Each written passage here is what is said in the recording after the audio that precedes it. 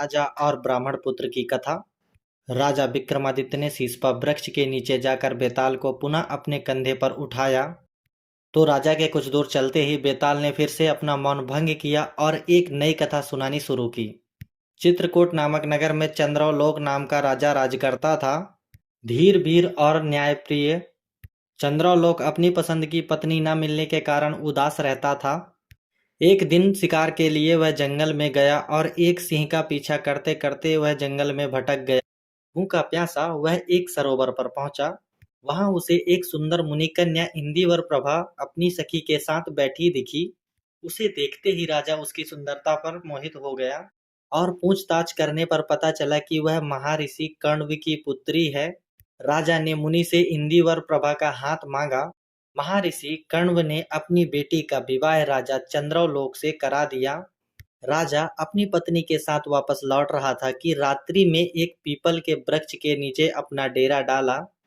उसी वृक्ष में एक ज्वालामुखी नामक ब्रह्म राक्षस का वास था। जब ब्रह्म राक्षस वापस लौटा तो उसने राजा को वहां सोते हुए देखा तो वह अत्यंत क्रोधित हुआ। उसने राजा से कहा कि उसने उसके निवास का अपमान किया है, अब उसे उसका दंड मिलेगा।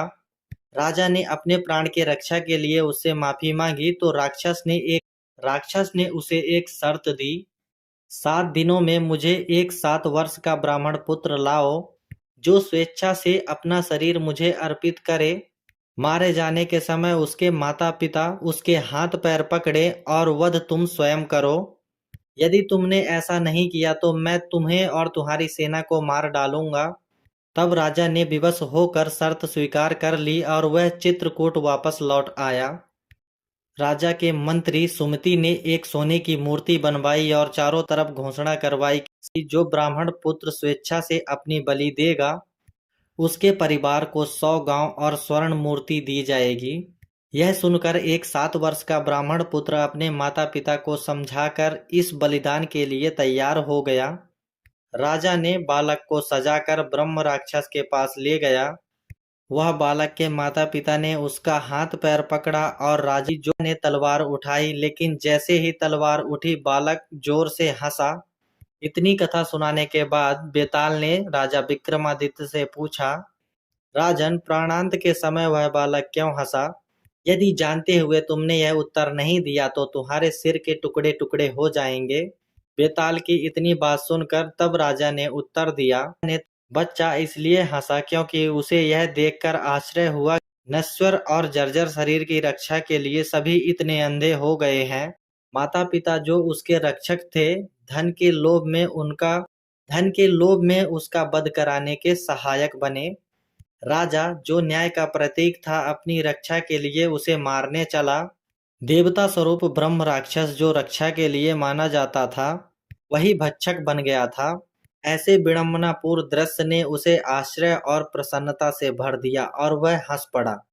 राजा के यह उत्तर देते ही बेताल फिर से उड़कर पेड़ पर लटक गया। राजा विक्रमादित्य उसे पुनः लाने के लिए वापस चल पड़े। तो इस कहानी को सुनकर हमें कई महत्वपूर्ण शिक्षाएं मिलती हैं। नंबर 1, धन और लोभ से परे सोचने की आवश्यकता है। जैसे कि इस कहानी में बताया गया है, माता पिता जो अपने पुत्र के रक्षक थे, धन और सुख सुविधाओं के लोभ में अपने पुत्र का बलिदान करने को तैयार हो गए। यह दर्शाता है कि लोभ इंसान को सही और गलत का भेद भूलने पर मजबूर कर देता है। नंबर इस कहानी से हमें दूसरा सबक मिलता है, न्याय और कर्तव्य की परीक्षा।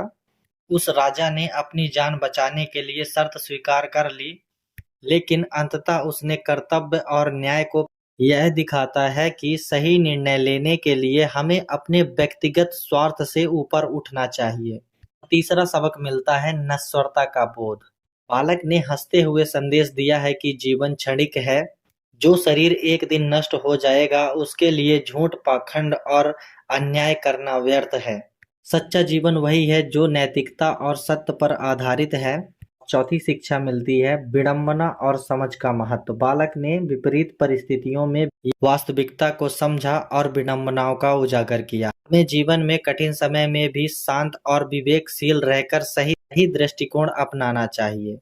इस कहानी से हमें जो 5वीं शिक्षा मिलती है वह बहुत महत्वपूर्ण है और राजा का उत्तर यह बताता है कि सच्चा राजा वही है जो किसी भी स्थिति में न्याय और सत्य का साथ दे।